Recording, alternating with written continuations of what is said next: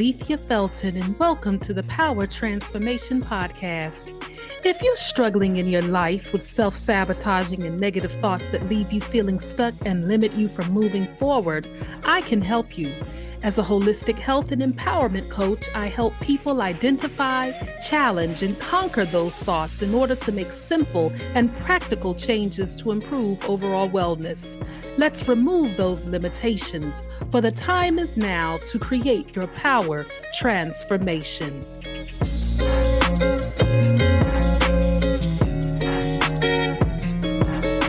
Hey y'all, thank you for joining me today for another episode.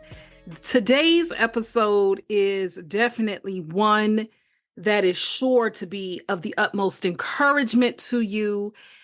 And it does truly speak about how a person's selflessness and their love for others can create an entire movement, a movement that can change the lives of just not individuals, but entire communities.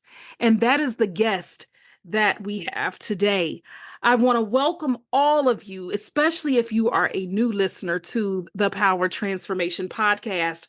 I am so thrilled that you are a part of this community.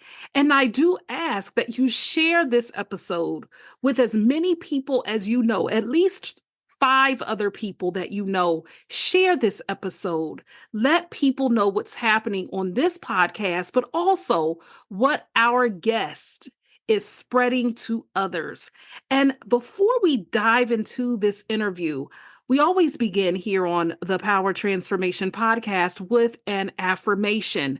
We are building resilience. We are building hope. We are transforming mindsets and reminding you of the power within yourself to make this world a better place, a brighter place, and to give you continued hope. So I will say the affirmation once, and then you repeat it. I trust my ability to prevail despite the challenges I face. It is an honor for me to have yet another phenomenal guest here with us today. And it is none other than entrepreneur, light in human form, podcast host, and a cancer survivor, Deb Krier. Welcome to the Power Transformation Podcast, Deb. Well, Alethea, thank you so much. I am absolutely honored and delighted, and you are definitely a light. And it has been wonderful getting to know you, and you are phenomenal. Thank you so much. Oh, that's so sweet of you. I wasn't expecting that, but I thank you for that compliment. And I am just so grateful to get to know you. And I feel the same way about you. And wow, you have a story to share. And although this podcast is currently audio for right now, people are going to see your picture on the thumbnail. And of course, when they go to your website, and to just see you, you are so vibrant and jazzy and everything. And so just to know that you are here with us and the difference you're making in so many lives is outstanding. And we're going to get into that. But I want to always start off with just a random question to all of my guests. And this is the question for you, Deb. Out of all of the toys that you had in childhood and growing up, or maybe even now as an adult, because who says we can't have toys now? What has been your favorite toy? And tell me why. Why was that important to you? Oh gosh, and it's such a fun thing to be thinking about. I have a stuffed animal. Her name is Purr because she's a cat. I can see her. She is up on top of my bookcase across the room. Oh. And I got her when I was itty bitty. I mean, she has pretty much no fur. I have no idea. I was so little. I have no idea how much fur she had. But she was my companion. I'm an only child.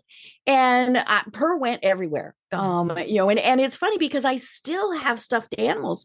There is, I know it's audio only, but on the shelf behind me, I have two. One is our bear for trying not to die.live, and the other is Track. And Track is a little fuzzy beagle, because we have real beagles, and Track goes everywhere that I go when we're on fun stuff. So he posts on Facebook when we're on vacation, and he's got quite the following. And if I go somewhere without him, people get annoyed. I saw Track actually on your Facebook, and I thought that was so cute. I said, look at Track going on the trips. he goes, and he had a mask. One of his fans made him a mask during COVID, so he was safe. It was the cutest. It's this itty bitty little mask. It was so cute. How adorable is that? Oh, wow. That is a fun way to start because it gives us a greater glimpse into who you are. And so, Deb, that is the $1 million question. Deb, if you were to describe yourself, who would you say is Deb Krier? It's funny. I actually call myself a warrior. You had said, cancer survivor, cancer patient.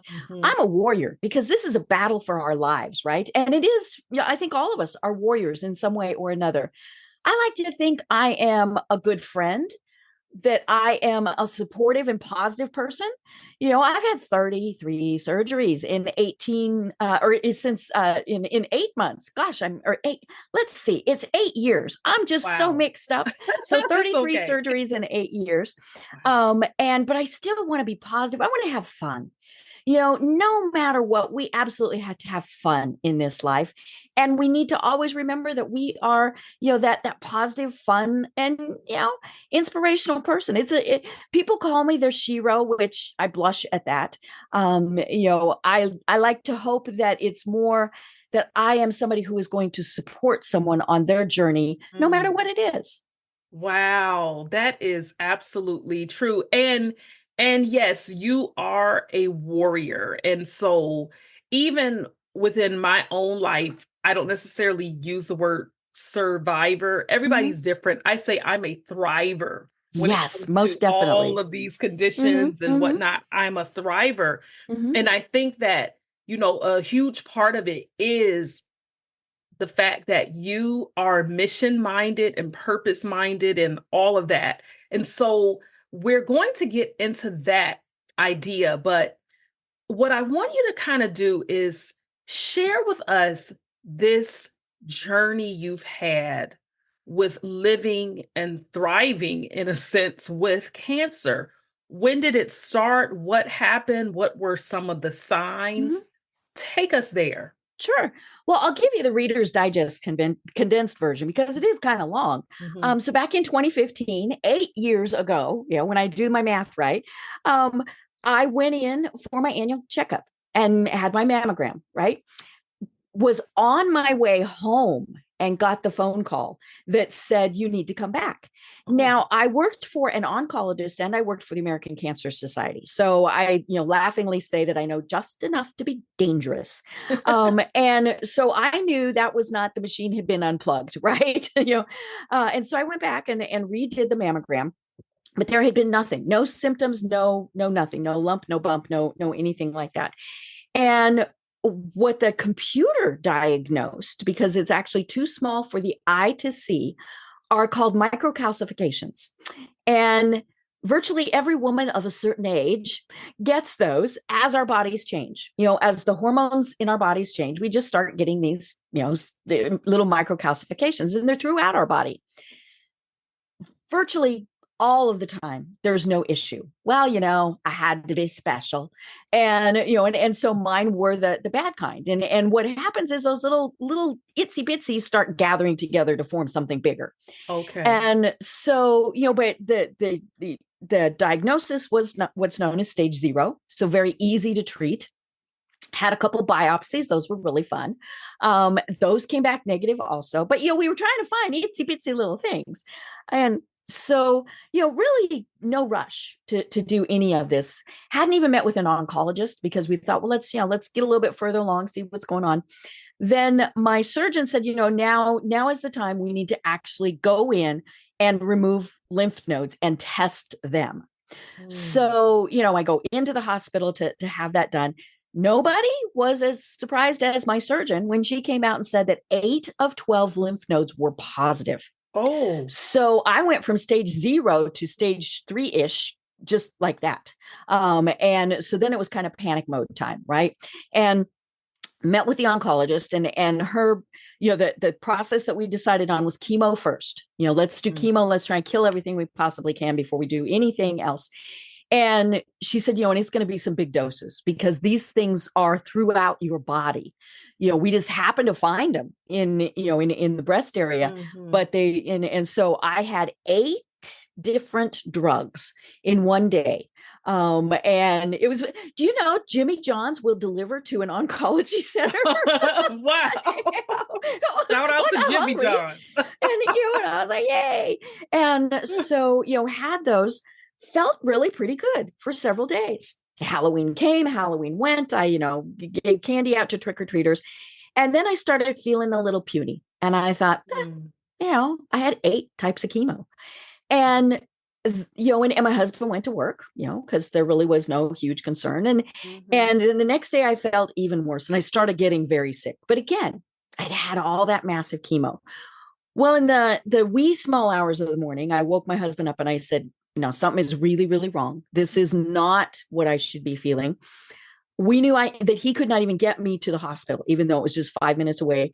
And so he called an ambulance. The fire department came, and they have this really cool little thing that gets you downstairs. It's like this little bitty tractor. I remember some of the funniest things from this whole journey. And so, they loaded me up into an ambulance and whisked me off to the hospital, where they discovered that I had developed a complication that happens in less than 1% of the time. So not only am I special, I'm really, really, really special. Yes, you are. And what had happened was it caused an issue that put me in, I skipped sepsis basically and went straight into septic shock, which is, of course, extremely critical. I remember the doctors arguing about how quickly I was going to die that day. And because one of them said, well, we're not even going to really try anything. There's no point. And the other doctor said, excuse me, you're going to do everything you possibly can. And I remember thinking, hello, wow. Don't I get a vote in this? Now, my husband said that conversation was different, okay. But the gist of it was about the same. I mean, he said, they really were doing that. So, had emergency surgery. I woke up in ICU, all sorts of various things. And then if it could go wrong, it did. I mean, I spent 7 weeks in and out of ICU. It was, it was definitely a challenge and a battle. There were 3 times that my husband was told she's not going to make it. And every time I remember thinking, I get a vote in this, And so, finally, was home. And we just, so, and healthy enough then to do the next. And so I had decided to have a double mastectomy. I'm old. I didn't care. Those body parts are like, whatever. So I got an extremely rare complication from having the double mastectomy. My surgeon had never seen it, but, again, had to be special. But then things started going better and was really perking up and doing much better. Decided to try chemo again, had the same issue, back in the hospital for a week, all sorts of things. But, this whole time I kept thinking, well, this is stupid. As soon as I could, started working again. I tell people, hospitals have really good Wi-Fi, unlike what seems like my internet here.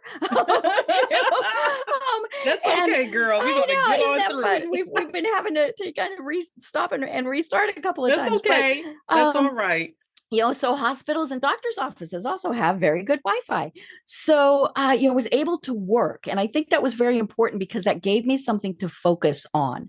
And just kind of went merrily along. It had numerous complications that were caused primarily because of the septic shock. My kidneys are now not happy, all sorts of other things. Discovered at one point that I had basal cell carcinoma. So my second type of cancer, little itty bitty thing, he burned off my arm and we went, well, that was all right. But added to my scars. I mean, I have more scars than most people, but, and then discovered last summer that I had thyroid cancer, Mm. totally unrelated. So it's my third go round with cancer, but we caught it extremely early, removed my thyroid gland, and everything is hunky dory. We're just proceeding merrily along with that.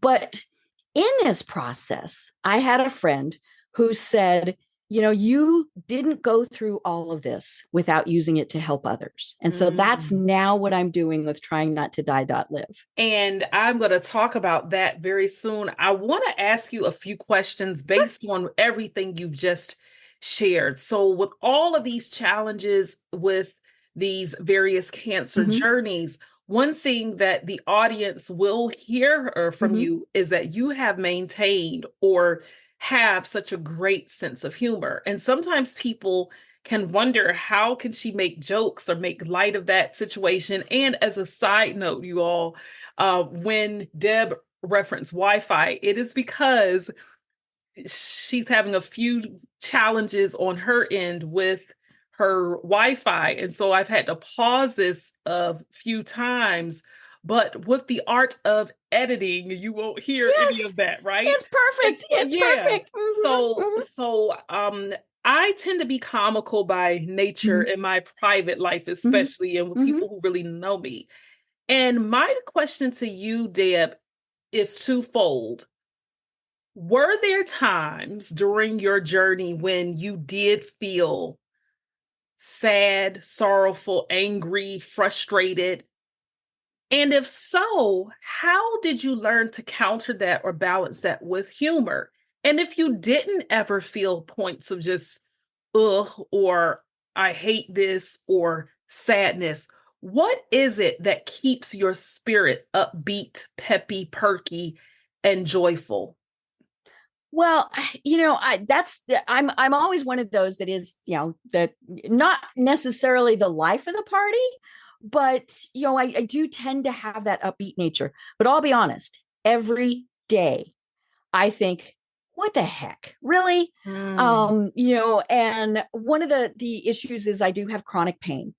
And so, that's just kind of one of those things, you wake up and for like 20 seconds, everything is good. And then you move, Yeah. and it's like, ow. Or I'll be going really good. And all of a sudden that wall will just come up in front of me. And I have learned that you have to acknowledge those times, whether it's, at the very start, every once in a while, or daily, because it's natural. I mean, we are happy, I think, in many cases, because we have those lows also. We recognize how important it is. And so, if it's a bad day, if I have to sit down and rest for a while or take a nap, I've gone back to kindergarten. I nap every day. And just all of those things. But I think it is very important to acknowledge that we're having that. But the thing is not to get stuck in that pity party. So, some of the things that I do are, I watch TV, I read books, I go on Facebook, right? Sometimes it's like, oh my God, and, there are also times where I will, I tell people, like, I'll be watching TV and a commercial for St. Jude's, so children's cancer, or, wounded warriors for our veterans will come on, and I'm thinking, ain't nothing I'm going through that in any way compares to that. Wow. So, it's kind of that perspective thing too. I'm whiny. I've had 33 surgeries, various body parts removed. I had my appendix out during this. I had my gallbladder out. I mean, it's like, I'm hollow. But I'm still here. I'm not looking up at 6 feet of dirt. And so what can I do to make life better for others? Deb, on some of your most frustrating moments and times, how have your husband and others in your family or your friends group, how have they really been a support to you in all this? Because it's important that when people are going through illnesses of any kind or just challenging situations, a support system can make all the difference in the world. Right. And I think one of the things is we don't always let them know right? We don't want to bother. We don't want to, all of those things. So they'll say, Deb, how you doing? And I'll say, I'm fine. And I'm not. Now I tell people fine is one of those worst words, right? When you say I'm fine, you're either ready to run a marathon, about to die, or somewhere in between, right? But it is definitely very hard for my husband. He will say a look on my face and get extremely concerned, and I feel so bad that happens. But I also know that I have to tell him, you know what, I need to sit and rest for a little bit. You're on your own for dinner tonight, or, whatever it is. And he's okay with that. I try to not do it too much, right? But and then I also tell my friends, you know what, today's not really a good day. But some of that is just, I don't do night meetings because my energy is pretty much gone by about 5. So if I have to do something after that, it's not really going to work. But just, and allowing them to help, because that's the other thing, right? We want to be independent. We want to be independent women and not ask for help. But we need to honor our friends and our family by allowing them to support us and give us help. How has your mindset helped you throughout all this? Life is definitely short. We've got those bucket lists, but we need to move up the timetable on when we do them. Don't put off really a lot of things that you could be doing today. I've also learned to, as much as possible, not have those toxic people in my life. You still have to have some of them. You might be related to some of them. You might, or you might work with people like that. But it is about limiting your interaction with them and other things too. I don't really watch the news. I know what's going on in the world. I'm not burying my head in the sand. I talked to a young man the other day from Kyiv. I mean, he was in Kyiv in the Ukraine. And I was interviewing him for my podcast. He was incredible. And again, I thought, why am I whining? But it's, I also try to be even more grateful. I smile at people, tell them thank you. All of those things that we kind of take for granted, just make sure that we're not doing that. Yes. And I think that when you talk about not taking people for granted, that's so important, because I've had a lot of losses and grief in my life. And my mom and I were just talking about this yesterday, about how the one thing that is inevitable is that we will all leave this earth one of these days. Yep. We can't stay. We will not be able to stick around. So just as we mourn and grieve, somebody will mourn and grieve us. And so with the time you have, because sometimes people hear cancer and they think automatic death sentence. And that is not necessarily the case. No. You can die from anything. You can get hit by a bus. Exactly. Any random occurrence, you could just slip away and fall asleep. I mean, the whole point is, that is why I love the name of your platform and everything else. And I want to talk about that, Trying Not to Die. Deb, how in the world did that come into being? And tell us, what exactly is that? Talk to us about that.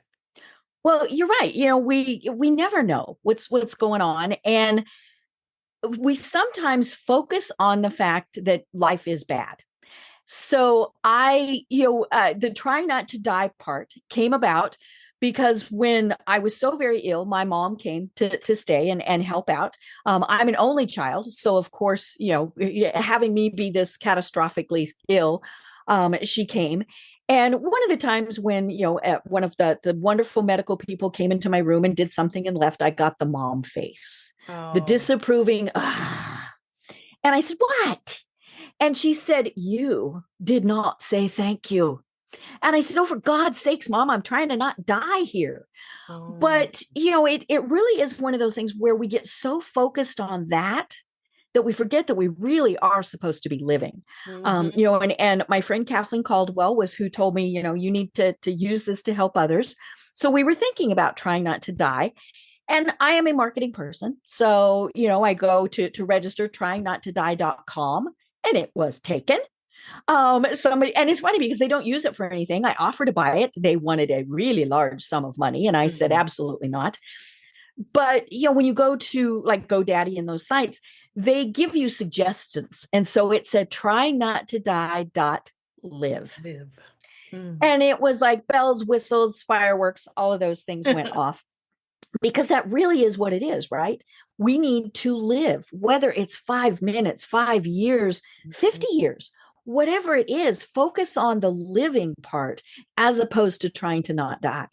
And so live is actually an acronym. And so, you know, but we've had a lot of fun with this. And more importantly, we've provided support to people who have cancer, you know, and no matter you know, whatever the diagnosis is, and then we help people who are their support system, you know, their friends, their coworkers, their loved ones, because that's one of the biggest questions I get is, you know, my wife, my daughter, my coworker was diagnosed and I don't know what to do. You know, and so I work with them. And then we also work with medical people because God bless them. I mean, you know, we love them. We wouldn't be here if it weren't for them, right? But they have a horrible customer service. You know? So how do they work with us in a way that they can still survive? You know, because they have an extremely emotional, difficult job. But, you know, how can they help us on this journey? You know, and so that's what we do.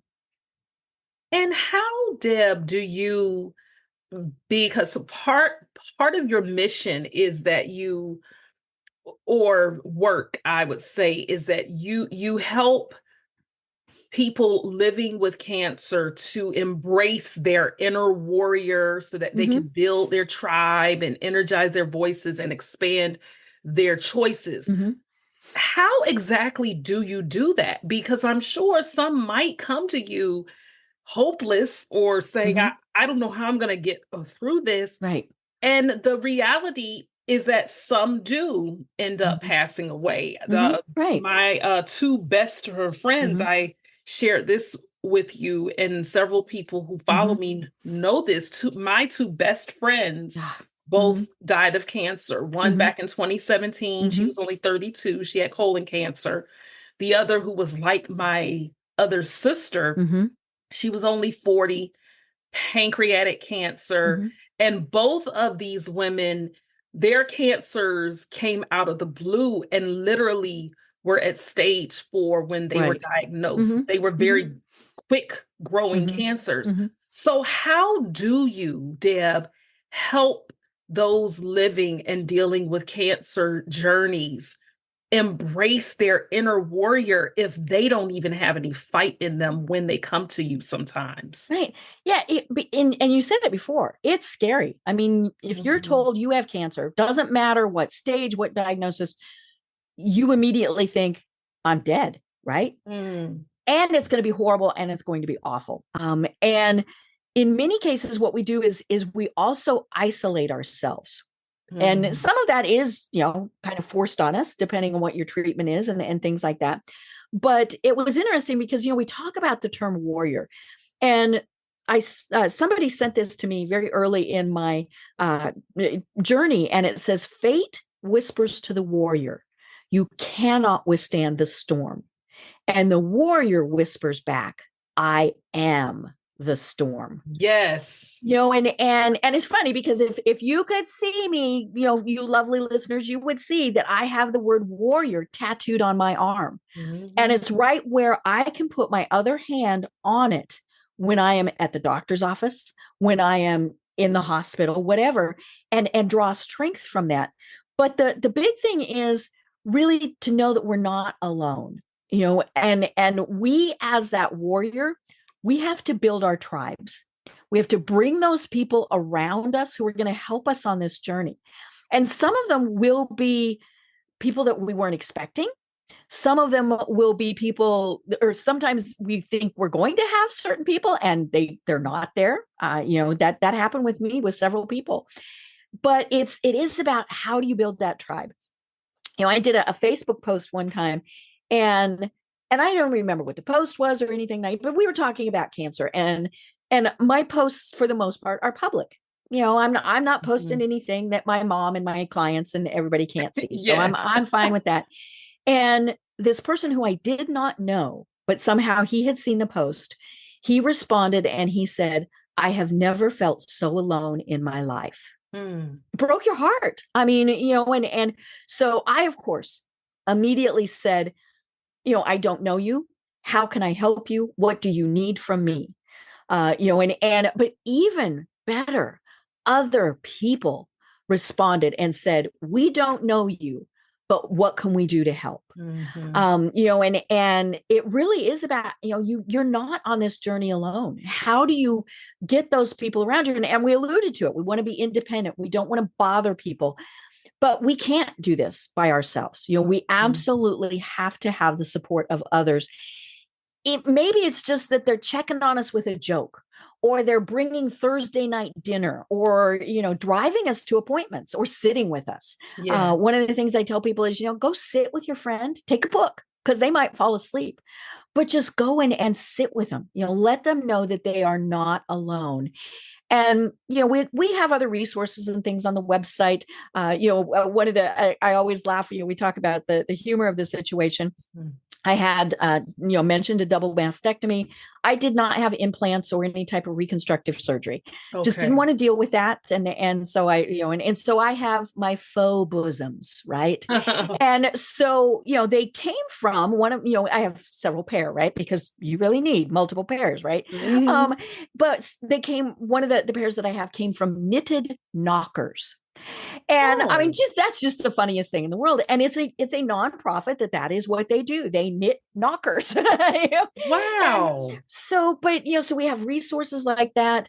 When one of the things that you're very tempted to do, and I did this too, you get a diagnosis and you sit down to Dr. Google, and Dr. Google just totally overwhelms you. Yes. Even and I mean, it's horrendous. So I recommend the American Cancer Society and Mayo Clinic. I mean, those are for your traditional Western medicine types of things. But we also provide resources to other things like nutritionists. I have a wonderful woman that we work with that does yoga and meditation. Wow. Because if your heart and your soul aren't in the right place, it's not going to matter what else, what other treatments or anything like that. I mentioned that I worked for an oncologist. He would tell people 99% of getting through this is in your head. If you believe you will get through it in whatever way, then you will. And so we just want to provide, and we're always increasing our resources. I had someone who asked us to post a link to their organization on how do you deal with senior citizens. So say your parents who are on this cancer journey, more than happy to provide links to reputable type of organizations. So we want to be that resource and that support system. And I do appreciate you even bringing up the fact about having parents with it, because I did share with you, my father had prostate cancer. And so him going through his journey, thankfully it was caught early on. Yay! And so, yes, yay. So he's okay now. And I also have other relatives who have prostate cancer, but on my and I have relatives who have a lot of cancers on both sides of my family. Cancer hits hard on both sides. On my mom's side, her father, just about all of her aunts and uncles, her grandmother all passed away cancer. On my father's side, I have lots of people on his side also. But even with that, the people I know who live with cancer still do their best to live and make the best of each day that they have. And their faith has a huge part to do with it, support system and everything.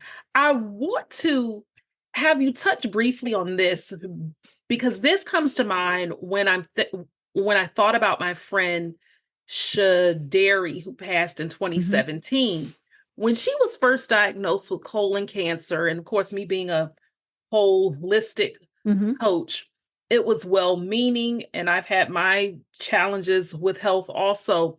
It was well-meaning and well-intended, but I sent her a link about some natural things just to do. I knew that they could be helpful to maybe help her feel better. Right. And she gently responded to me and said, "Girl, I love you. So I'm not saying this against you, but I really don't want anything that has to do with natural or herbs or Okay. remedies."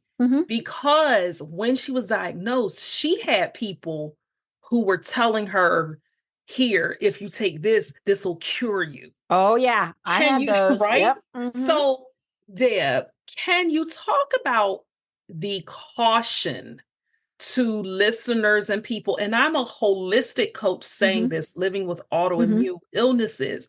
Yes, I have a naturopathic doctor and I have my Western medicine doctors. I am very cautious about saying, if you take or do this, this will cure you. Right. Will you speak on the caution and the sensitivity of people using the word cure when it comes to a person living with cancer?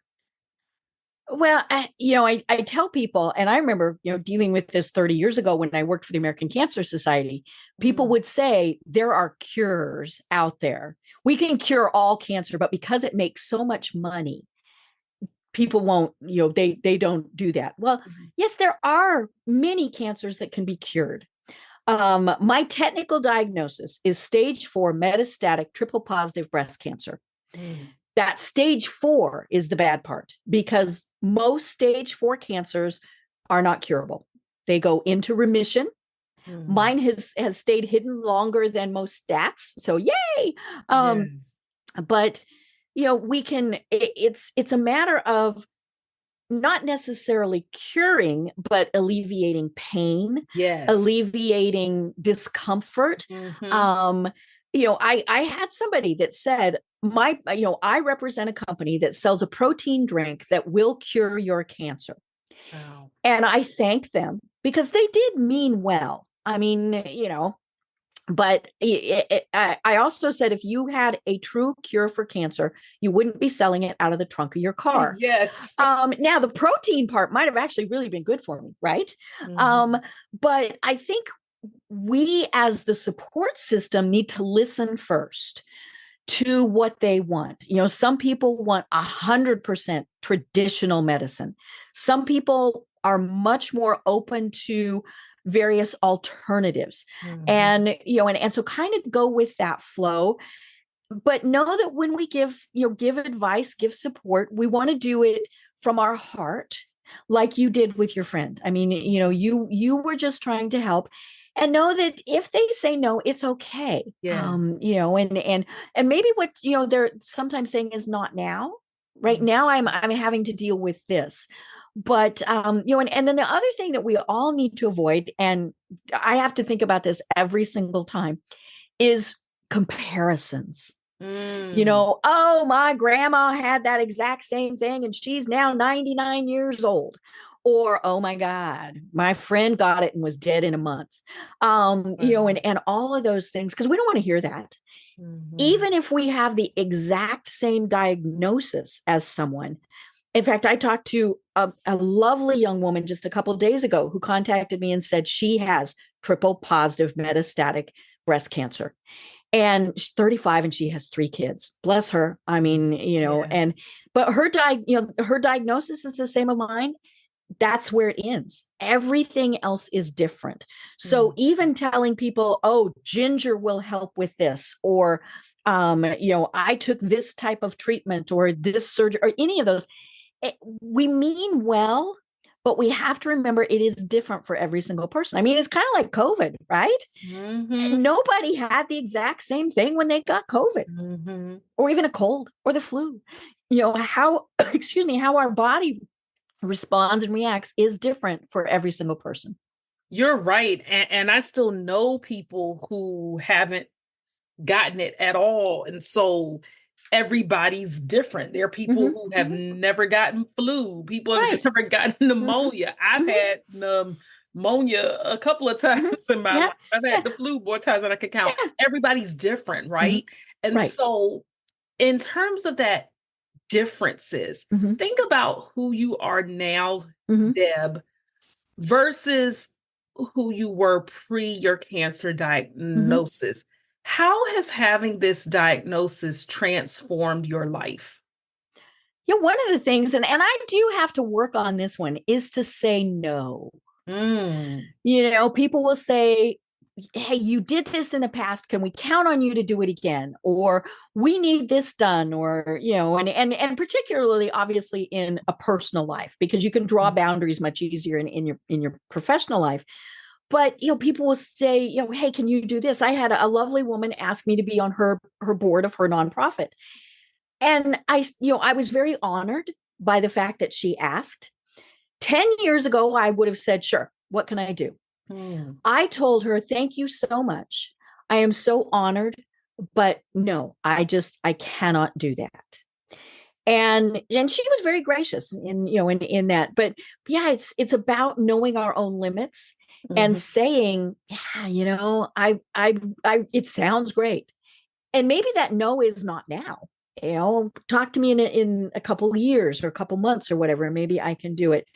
But it is about, you know, realizing we have to take care of ourselves first. Because if we don't, then we're, you know, in many cases we won't survive. But we can't take care of anybody else if we don't take care of ourselves first. And you're taking care of you, but you also help take care of so many others, Deb. So you're living with this, but you are truly a warrior because of all of the community you've built, how you still continue to pour into others. And might I add, while I am interviewing you, you're often on the opposite end, interviewing other people. So tell us about your podcast. What gave you the idea for that? And what is it all about, and how can we listen to it? Sure. Well, thank you so much, because it's very different from what we're talking about here. It is called The Business Power Hour. So thebusinesspowerhour.com. And it's on all the various platforms. We are approaching 950 episodes. So I've been doing it a long time, over 10 years. I started initially when I lived in Denver and went into a radio station. So we did this live. My guests came in. And because it was, 10-ish years ago, we talked about social media. How do you use social media as a business tool? That was when LinkedIn, Facebook, all of those things were really first starting. And businesses said, what the heck is this? And what do we do with it? So we did all of that. And then it was, I was rude enough to move from Denver to Atlanta. So, no longer could we do this. But the station loved it enough that we did it remotely. Wow. And, and then it transitioned into a business focus. So that was when the Business Power Hour came about. And I changed and am now part of C-Suite Network. It's just so much fun. I love talking to business people around the world. We do have, many times international guests. I learn something every single time. It's not always 100% business. It's my podcast. I can do what I want with it. And so, I've talked to nutritionists. I've talked to mental health experts. I talked to a woman who had been sold when she was 16 by her parents for sex trafficking. Wow. And she now uses what she went through to help businesses with missing and exploited children, and how a business and a business person, and in particular business women, can help, and things like that. Or a woman who was sexually abused by her father starting at age 4 and has turned into this phenomenal entrepreneur, in part to just kind of stick it to him and say, hey, I can survive what you put me through. But we also talk about website design and SEO and all of those things, leadership. A lot of times we talk about leadership. And so it really is just a lot of fun. And again, it's thebusinesspowerhour.com. And I intentionally you all asked Deb that question near the end, because while the main focus of this episode is on her cancer journey and how she helps supports others living with it, what I want you to also see is that I'm so honored to have Deb, because she is truly a guru in her field. She is a seasoned businesswoman, entrepreneur.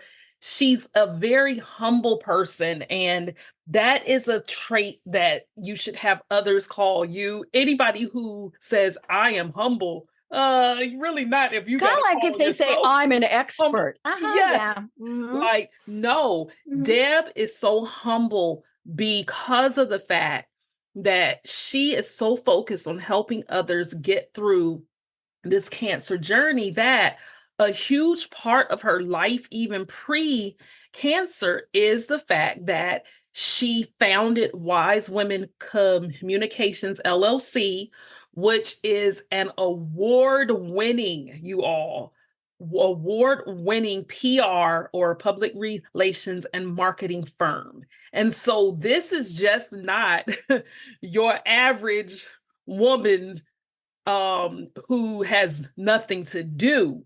A lot of us women, most I think now, are really making moves and making marks. And what I mean by that is that even a woman who say is a homemaker or a housewife, they are still entrepreneurs in Oh my their gosh. own way, right? Right. But Anybody who says I'm just a mom, I'm no. That's a full-time, lifelong profession. And so I share that because Deb is definitely a guru in her field, as I said, but the way that she still gives so selflessly to others who are living with this, and how she still makes time. Deb, how do you make time to do all of this? What is your secret sauce? Well, I'm still trying to figure out how to clone myself, right? And haven't been able to figure that out. It is about prioritizing. My lists have lists, and so, but it does come back to saying no.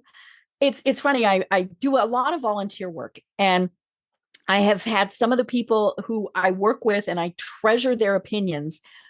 Many of them have been saying, honey, you have very good people who help you. You need to delegate to them. And that is so true. It is very hard, right? I'm very type A. I'm the only one who knows how to do something. And so delegating to someone who I know is going to do probably even a better job than what I would do.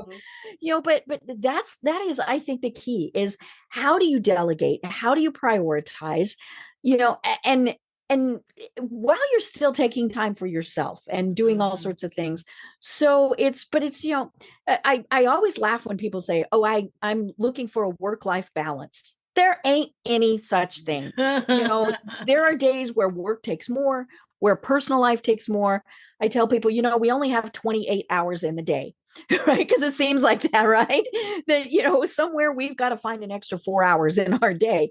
But and it comes back to the other thing, asking others for help. How can you have people help you? Yeah. And in terms of the work-life balance piece, that's for me as a holistic wellness coach. I do talk on those topics because we do say the term work-life balance, but in anything I write, or even I'm trying to think if I did I don't think I did a podcast episode on it. I talked about burnout, but what I always say, even in coaching somebody with it or talking about it, I make it clear that you are right. You'll never achieve 100% balance. Right.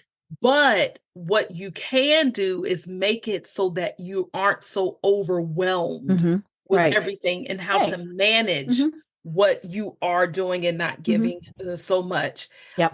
Deb, in closing, I want to ask you a couple of more questions, but one of the questions that I would like to ask is, how are you doing now in terms of with your treatments, your diagnosis. How are you doing? I'm doing okay. I won't say fine, right?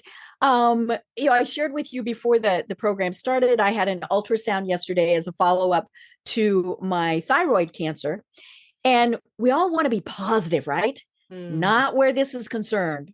I loved going through my chart because I got the results today and it went negative, negative, negative, negative, negative, negative, right? We love that. I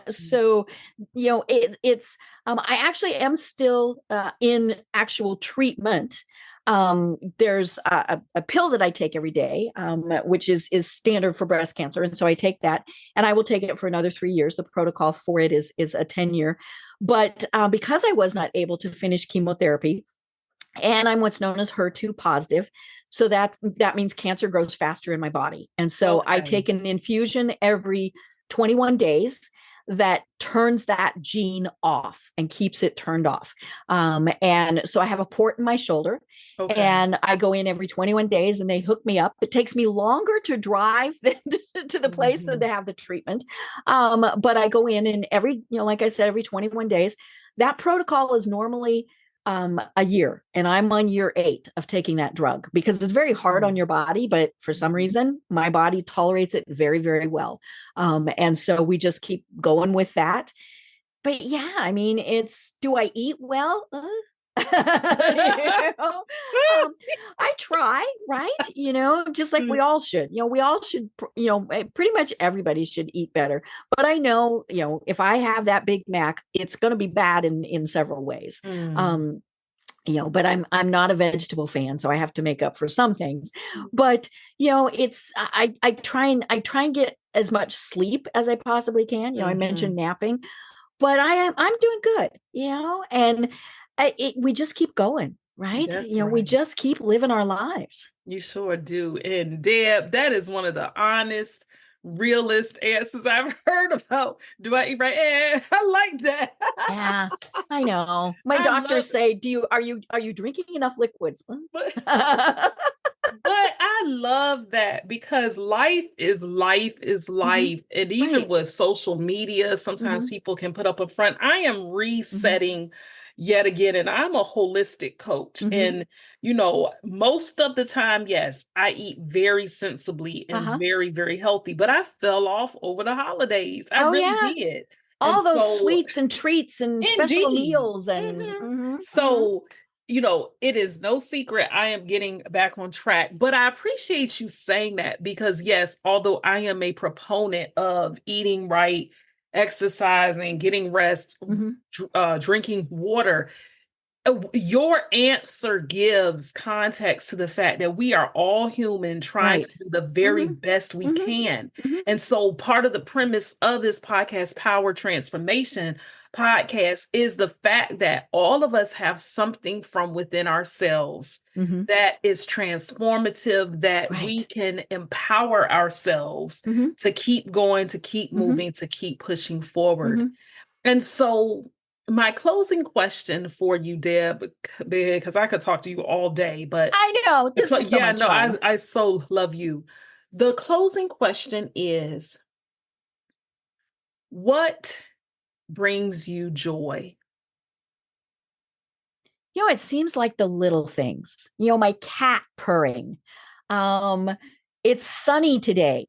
Yesterday in Atlanta, it was really cold, but it was still pretty. It's the smiles and the friendships from people. That I think has been one of the things that really brings me joy, is knowing that I have this great group of people around me who are my support system. I tell people anytime I go in for a procedure, I tell my group, hey, here's what's going on. And I'm never alone because they're sending their prayers, their supportive thoughts, all of those things. And that comes back to what we were saying before. We have to have those people around us who are supporting us so that we are not alone. Even when we're physically alone, we're not mentally and emotionally alone. Yes. And I did say that was the last question, but I guess this will be a statement. Give someone living with cancer a brief word of encouragement. Just one word? No, well, Okay. a brief Mhm. statement of encouragement. You Not can do a this. literal word, Yeah. but Yeah. yeah. Okay. You can do this. That's beautiful. Enough said. Deb, you are truly, truly a wonderful human being. Wonderful is really an understatement. And even in the short time you and I have gotten to know each other, you just make my day peppier. And I'm a pretty upbeat person, but just the fact that you continue to serve and assist and to help others with everything that you're living through. And yes, you are no doubt a warrior. And my prayers, my love, my heart are with you. We will, of course, keep in touch, but I just want to thank you for gracing us with your presence today. And I continue to hope the best for you and to just keep shining your light. Thank you. Thank you. Again, I am so honored and delighted to have been your guest. Once more, I am grateful from the bottom of my heart to Deb Krier. Deb is certainly somebody that, oh my goodness, she just lights up the world. And we all need somebody like Deb in our life. And it is such an honor to have been in her presence and to have gotten to know her.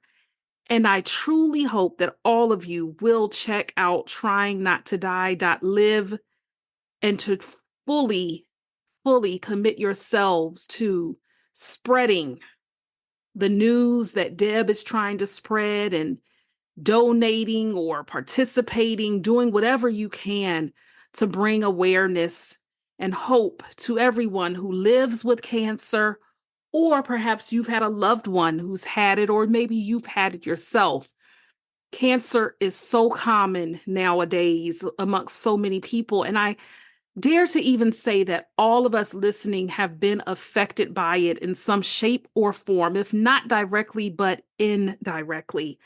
And I continue to pray and hope the very best for Deb. Deb, you are a true inspiration, and I love you dearly. Let's go ahead and close out with our affirmation. I'll say it once and you repeat it. I trust my ability to prevail despite the challenges I face. If you enjoyed today's show, then you don't want to miss an episode. So follow the Power Transformation Podcast on Apple Podcasts, Spotify, or wherever you usually listen, and remember to rate and review. I also invite you to connect with me on social media at Alethea Felton. That's at ALETHEAFELTON. Until next time, remember to be good to yourself and to others.